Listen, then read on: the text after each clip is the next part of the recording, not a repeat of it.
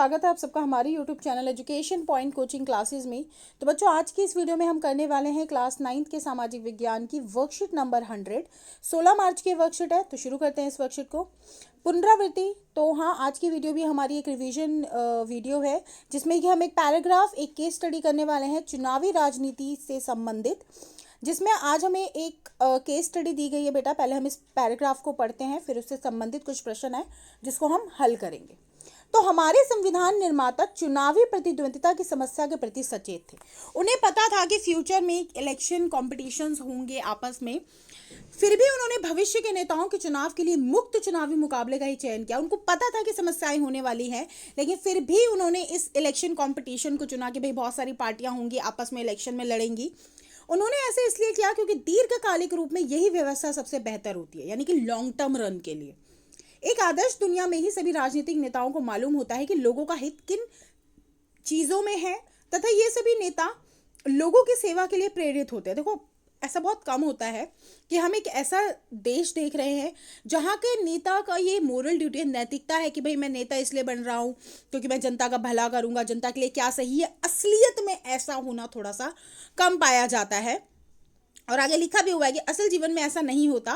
दुनिया भर के सभी नेताओं को अन्य पेशों के लोगों का सामने ही आगे बढ़ने की, एक करियर बनाने की चिंता होती है। और नेता यानी कि जो भी व्यक्ति मंत्री या नेता बनता है, उसके सामने भी ये समस्या होती है कि वे अपने करियर को कैसे और ज़्यादा स्ट्रांग करें। तो वे सत्ता में बने रहना चाहते हैं या अपने लिए बड़ी से बड़ी कुर्सी और ज़्यादा से ज़्यादा अधिकार पाना चाहते हैं। हर एक नेता का यही, हर नहीं कहेंगे तो ज़्यादातर नेताओं का तो यही जो है इनका मोटिव होता है। संभव है कि उनके अंदर लोगों की सेवा करने की भी भावना हो। हम ये नहीं कह रहे कि वो लोगों की सेवा नहीं करना चाहते, बट वो इस भावना के भरोसे बैठते नहीं हैं। वो कोशिश करते रहते हैं कि कैसे वो अपने आप को और भी ज़्यादा स्ट्रांग बना सके। यह भी संभव है कि उनके अंदर लोगों की मदद करने की भी भावना हो, पर उन्हें ये मालूम ना हो कि वे काम कैसे किया जा सकता है। या फिर यह भी हो सकता है कि उनके मन में जो विचार हो उसका लोगों की ज़रूरतों या स्थानीय स्थिति से कोई मेल ही ना बैठे। तो यहाँ पे हमें बता दिया है कि संविधान निर्माता एक्चुअली में चाहते क्या थे और क्यों राजनीतिक या चुनावी प्रतिद्वंदिता की आवश्यकता होती है। सबसे पहला प्रश्न है, हमारे संविधान निर्माताओं ने स्वतंत्र चुनावी प्रतिद्वंदिता की व्यवस्था को क्यों चुना? वो इसलिए चुना क्योंकि उन्हें पता था कि इसके एक तो फायदे बहुत होने वाले हैं, दीर्घकालिक फायदे होने वाले हैं। दूसरा, ऐसा बहुत कम होता है कि कोई नेता सच्चे दिल से कार्य करे, तो इसलिए सत्ता में बने रहने के लिए वो अलग से अलग कार्य करते हैं। तो राजनीतिक प्रतिद्वंदिता कहीं ना कहीं उन लोगों को ये चैलेंज देगी कि अगर आज उन्होंने अच्छा कार्य नहीं किया तो नेक्स्ट टाइम जनता उनको वोट नहीं देगी। तो इसलिए अगर राजनीतिक प्रतिद्वंदिता नहीं होती तो शायद ये व्यवस्था ना पाई जाती। प्रश्न दोस्तों, किस परिस्थिति में चुनावी प्रतिद्वंदिता आवश्यक नहीं है? तो बिल्कुल हमारे पैराग्राफ में आंसर है इसका बेटा, कि एक आदर्श दुनिया में सभी राजनीतिक दल को जब ये मालूम होगा कि वो लोगों के हित के लिए कौन सी चीजें करे या लोगों की सेवा प्रेरणा से प्रेरित हो कि हमें जनता का भला करना है, एक ऐसी व्यवस्था में हमें राजनीतिक या चुनावी प्रतिद्वंदिता की कोई भी आवश्यकता नहीं है। प्रश्न तीसरा, केवल राजनीतिक नेताओं की सेवा भावना के भरोसे चीजों को छोड़ना जोखिम का काम क्यों है? देखो, सिर्फ ये कह देना कि हर एक नेता अपने हिसाब से जनता के भले के लिए कार्य कर रहा है और अगर उसके कंपटीशन में कोई व्यक्ति नहीं है, तो मुझे लगता है एक टाइम के बाद, मैं ये नहीं कह रही कि वो कार्य नहीं करेगा, पर बेस्ट नहीं दे पाएगा।